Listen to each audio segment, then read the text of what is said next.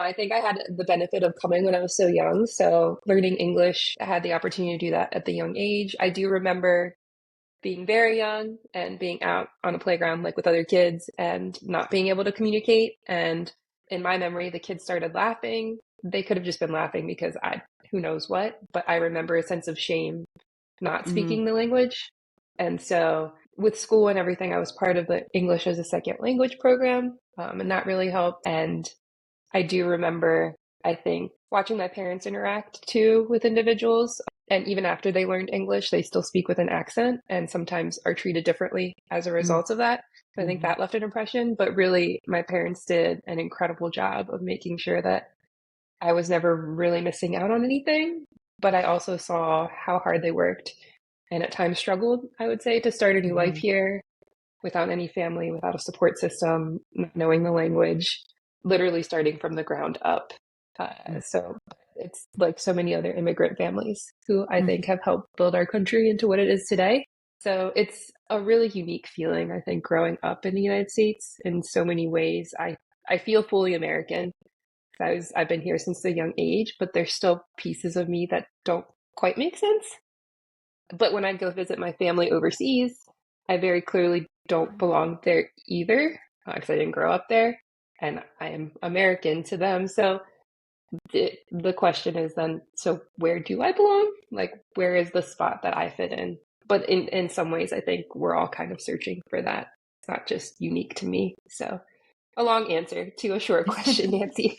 No, thanks for sharing because there are so many. I'm an immigrant too, right? There are so many immigrants here that sometimes feel all alone, and it's good for them to hear the stories that it's not just them, right? It happens Yeah, to all of us, and it is, as a child coming so young, like you're saying, you might have little snippets of memories, and it's some things might impact us, like you were mentioning the laughing part, right? And it's just something that you take with you, and it can help you grow and be resilient. But if you're not a strong person, it could also be detrimental, right? So it's absolutely. something really that I think as a society we need to be mindful of, and learn to accept people's accents, different cultures, and be respectful. I mean, it's like when Americans travel to Paris, right? They get to Absolutely. feel what most of us feel here. Like my ex-husband still laughs at me sometimes of my accent when I say headquarters. And I'm like, I think I'm saying it right. But he's like, headquarters.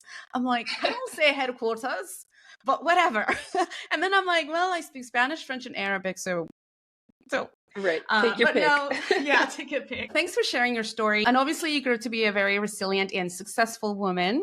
And I know it's also important to recognize our parents, right? Because it's really difficult for them Absolutely. coming as adults to try to assimilate to this country. So Yeah. that's something to be very proud of your parents for all the hard work they did.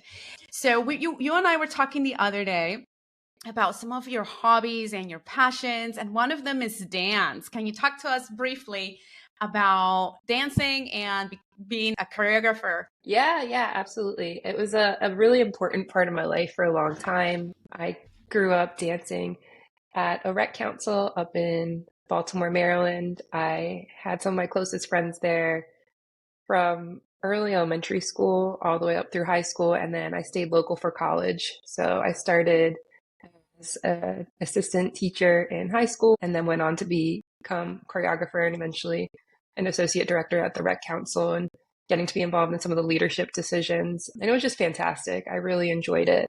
Definitely one of my passions. I think the best part was seeing our classes and our students work so hard and then putting together a final product on stage that they were proud of. And you can see their confidence grow Mhm. throughout the year. And I was never the best dancer. I was never destined for greatness or, Broadway, but really getting to connect and establish relationships. We started with kids as young as 4 and 5, and we would work with them throughout the year. And by the end of the year, they would be able to put on 3 different numbers in a show. So it taught me a lot about kids and young people being underestimated for one in terms of how Mhm. much they can do and how important it is for them to have somebody in their lives that encourages them and gives them the confidence to be able to step on stage and just be the best version of themselves, even if it's just for those 2 minutes, regardless of what else is going on in their life. Mhm. So Wonderful. Yeah. I agree with you that confidence is very important. And if you can instill it through dance and something fun,